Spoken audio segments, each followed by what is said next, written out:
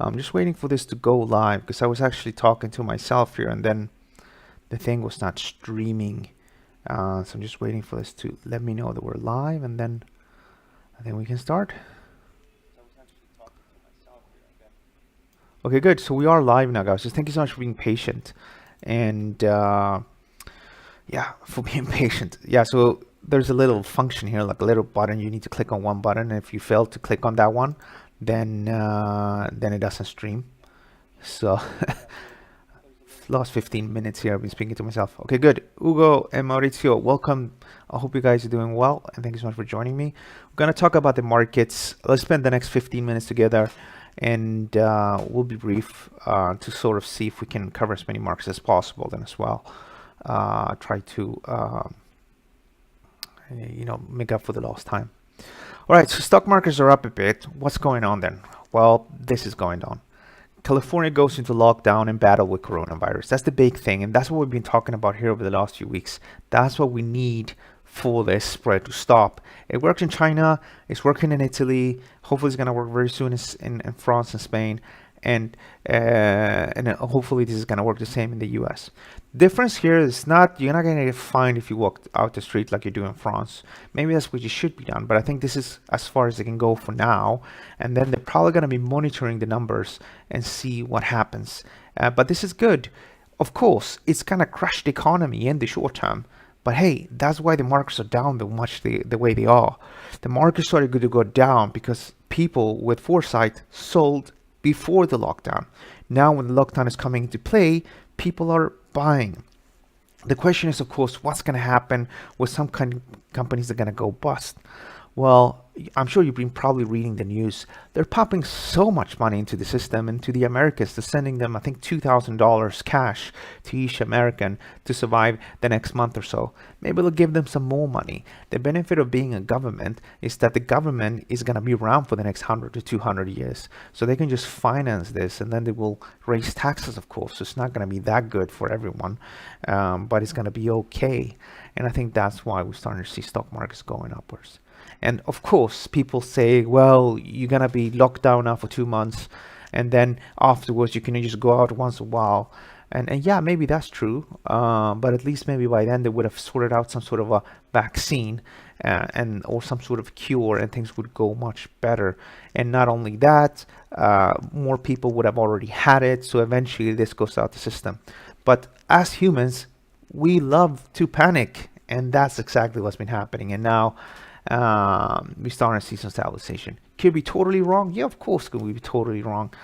But there's two strategies I'm employing. I have sort of normal, just buying shares and ETFs and stock indices. I don't buy shares directly. I prefer just ETFs because I don't want to be bothered to research all these different companies and stuff like that. So I just buy ETFs and they just hold on to them. And for that, I think it's a lovely time to getting involved.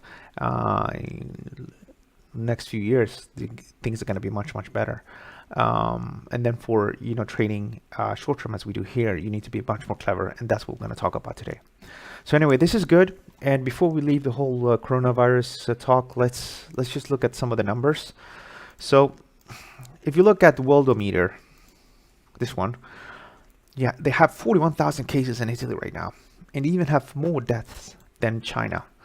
And the population of Italy is much older than the population in China and many other parts of the world. Not only that, there's a lot of young people that live with their grandparents. So the younger people that could potentially give the virus to their families. Everything is really close as well. So that's cited as two of the reasons. And the numbers here, I think they're going to continue to increase over the next few months. And it would not surprise me a bit if we get more than 100,000 cases in Italy as well. However, if you look at the actual growth change in coronavirus cases, I looked at the data and I tried to make sense of it because all the different sites report data a little bit different. So you need to sort of spend a bit of time. And I've done this now. So on March 9, that's when they had the lockdown in China. That's when that kicked in. And if we just look at the growth rate in the sort of 7 days before that, the average growth rate was about 27% per day in Italy. So not as high as you saw in China, was like closer to 35, but still a very, very strong 26% return per day or change per day. Following that, we dropped to 11, 23, 21, 17, 1. This is 1 because this is on a Saturday. They only reported 19 cases on Saturday. I think it's just because they don't report properly. Instead, they report everything on Saturday, on Sunday, and that's a huge drop of 6,230 cases. But if you go like that, the average growth rate has been 16% following the closure. So going from about 26 to 16%. If you just look at the last 4 days, then you have a growth rate of 14%. And I think if this continues and the Italians do their bit to stay at home, don't do too much to sort of spread the virus, then I think we can go down to single digits maybe by this time next week. So it's looking really encouraging. And I think when the French governments are looking at this, if you're looking at the Spanish governments, they're going to see this as something positive and maybe continue with this. If not, they're looking at other models where it says that some 250,000 people are going to die or so, as they did here in the UK. And then they use that as a reason to close. So this is good. We're starting to see changes. Same path as we saw in SARS 2003. Same path we saw in Wuhan now and mainland China in January and February. So things are looking good. I am not as pessimistic as I was before. And I think that's, again, being resulted into higher stock markets. So let's talk about markets as we already covering it. So you have your German DAX. The German DAX, if we take out 91.75, we're probably going to go a bit higher. We're going to break the high, maybe go to 9,500, and then maybe 9,700. But we're probably not going to do this in one day because the market is already up with 6%. And if we go up to these levels, it's about a 12% change on the day, which is quite a lot. So I would not be assuming we're going to go so high. For now as well, if you think, oh, this is actually nonsense, it's going to go more crazy, people are going to be more afraid, then you will look into sell where we are with stop losses just on the other side, and you look for this to go down. But it's starting to become really interesting. And if you look at something like the Nasdaq 100, well, the Nasdaq 100 already took out resistance here, and this was a little bit of a range, and this difference here is about 762 points. And it does suggest that when we took out this level, that we're going to go upwards. Here you have some resistance here, but the very strong resistance levels here are from March 10th, and that is the longer term targets here. So I am continuing to be bullish, and I think we can hopefully see this go higher. The two ways of trading this now: one is to trade the breakout, the alternative is to buy the dip. Sometimes the breakout goes really good; it just goes up and up and up and up. But we're already up with 6%, so I'm not sure how much higher we're going to go. Maybe 10% today.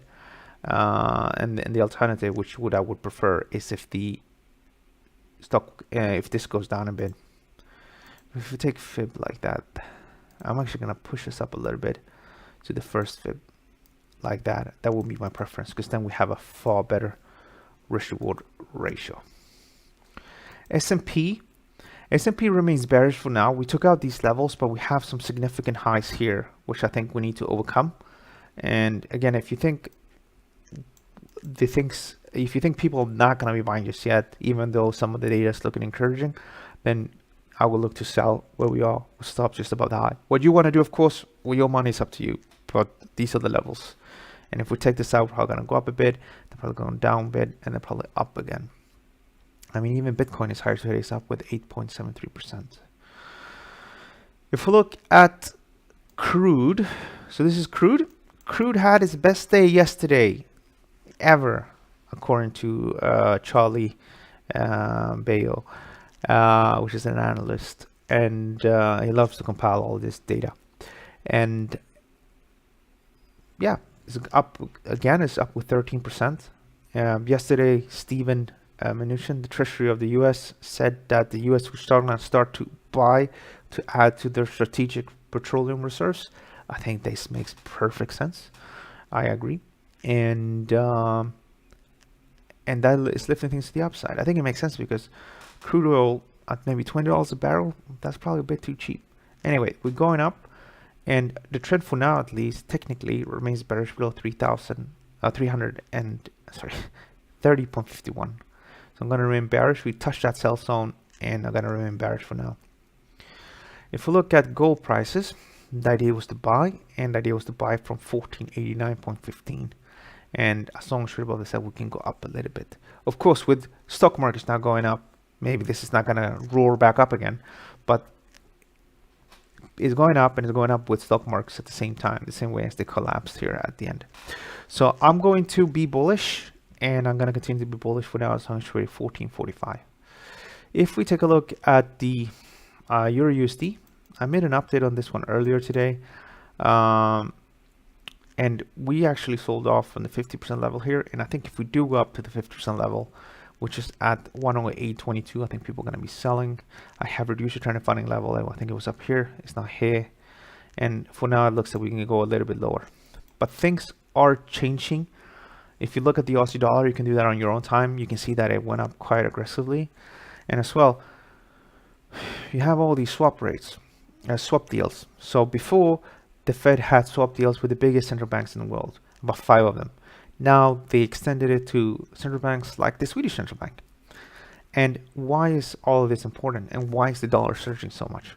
Well, I was looking at some data yesterday and even before that as well. And I think the most likely explanation to this is that about some 40% of all loans are in dollars, even though the American economy does not make up 40% of the world economy. Let's actually figure that out, because I've been thinking about it and I don't search for it.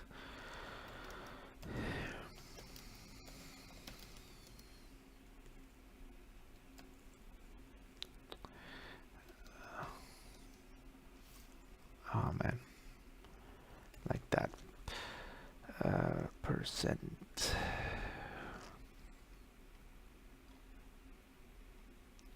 Okay, here we go. United States, 23% of share of the world economy. So the numbers I was looking at was showing that about 40% of all loans were not from the US. And there are a lot in places like, for example, Southeast Asia.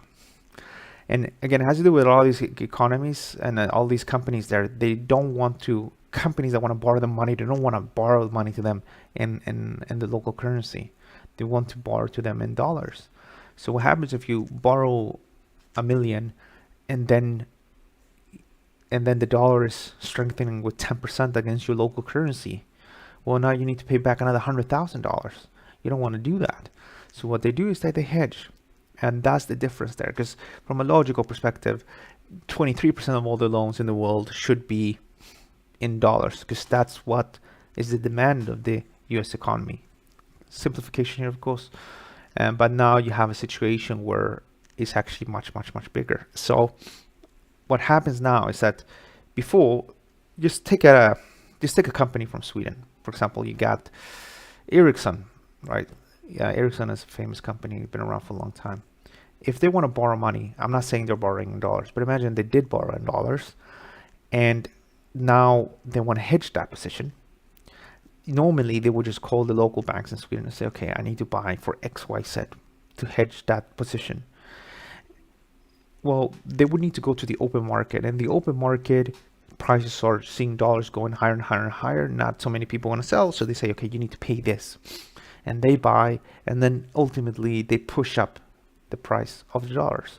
But now what happens is that they don't have to go to the open market, because the Central Bank of Sweden can go and borrow money directly from the Federal Reserve, which are going to borrow money to them at the base rate in the US, which is between 0 and 25%, plus another 25%. So they literally borrow for maybe 50 basis points, so 0.5%. They give this to the Swedish Central Bank. The Swedish Central Bank gives this to the local banks like Nordea, for example. And then Nordea would give this to their clients. So that should, all this expansion now of these swap rates should definitely cool off the demand in dollars. And we've already seen some of that in, for example, the Aussie dollar, where the Aussie dollar actually gained quite significantly. But for now, though, we're looking at this and I'm being bearish, because remember as well, the ECB just pushed a system or like a 750 billion package to help Italian government bonds, as an example, but also many of the other government bonds in the rest of the world, not the rest of the world, Europe. which also reminds me of what we talked about yesterday. So yesterday on TradingView, the Italian 10-year government bond yield was at 16%, but that was obviously not true.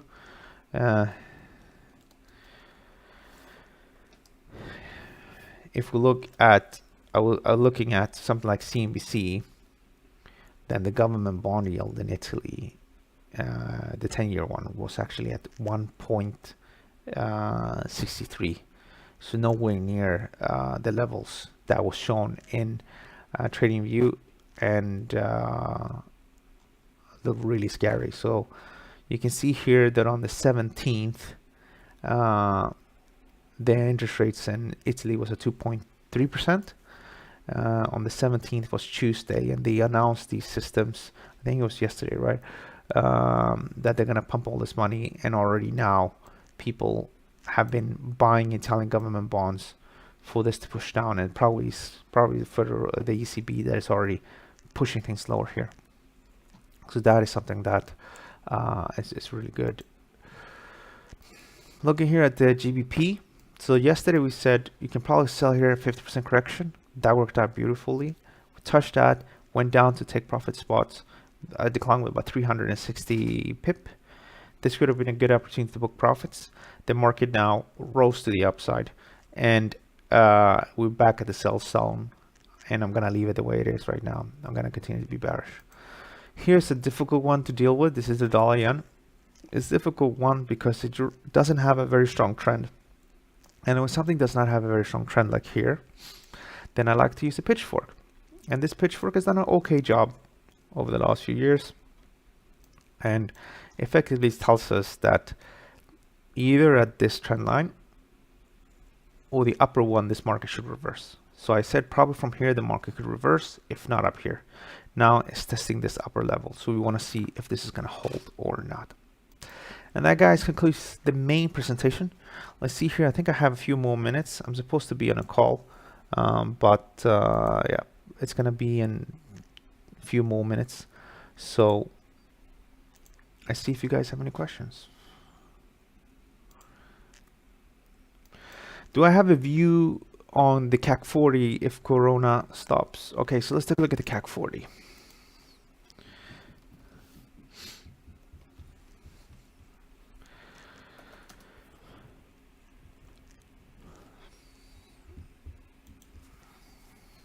Okay, so this is the CAC 40. So the French stock market is still down some 33% from its all-time high. From its very high to its very low, it was down with 40%. Quite extreme, I think. What else? It looks interesting to see that it is sort of slipped below these levels. And if you look at your daily chart, you can see, or the weekly chart, you can see how this looks like a big false move. So you have a lot of people that probably sold in the very, very bottom here, okay? Now, if you look at this today from a 1-hour chart, you can see how things have flattened quite significantly. And we were trading in a very, very short-term downtrend like that. And that short-term downtrend now has failed as we took out that high. Now, it's maybe a bit too early, but if this closes like this on the weekly, then that's a quite nice little candle. And that candle would suggest to me that maybe this is it. Maybe that was the low in the very short term. And there's different strategies here. But if we're lucky, it closes here. And then maybe it'll go down a bit. So maybe it'll go down and revisit these levels here. And as long as you're above this level, we can maybe do something like this, like that, okay? And then this could be the beginning of maybe a bigger corrective move. If you look at it from a big picture perspective, if we take fib from the high to the low, then you have yourself your first fib at 4,561, followed by the 50 fib of 4,800. It would not surprise me a bit if we reach 4,800. We go all the way up there and then go all the way back down here as we try to figure things out. Because a lot of these major declines, not necessarily here, but here, for example, you can see how here the market was down with 35%, so it went down a lot in 2011, and then it had a rally of some 27%, and then it revisited the low, and then it went up higher. Sometimes you get these V-shaped things, down and then up, but you always have that little corrective move, so you can either buy here, and sometimes it corrects a lot.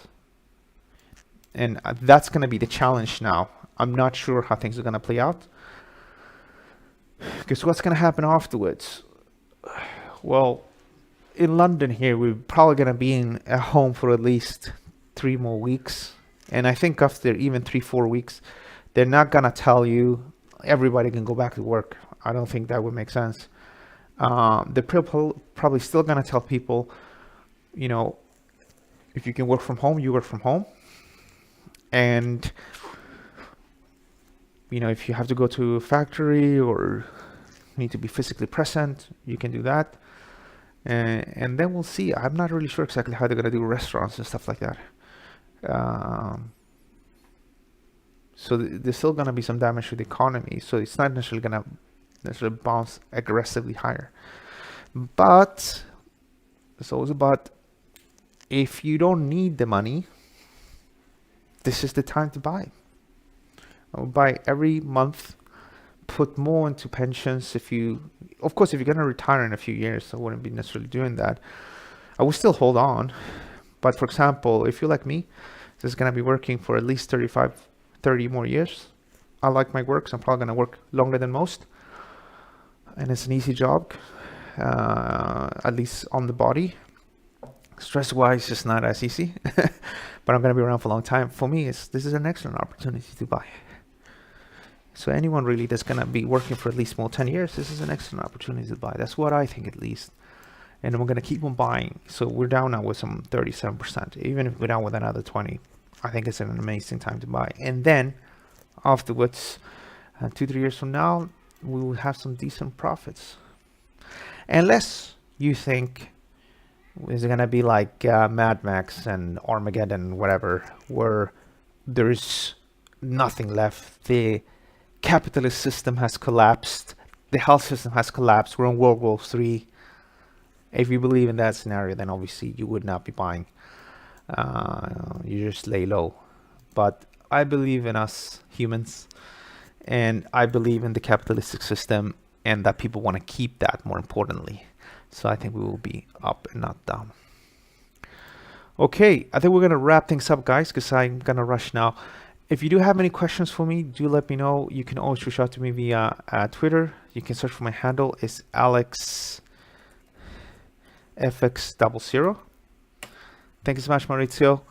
I hope you're doing good and holding up well. Maurizio here is from Italy. Most of you guys already know that. And he's been helping me as well. He's sending me information about what's happening over there.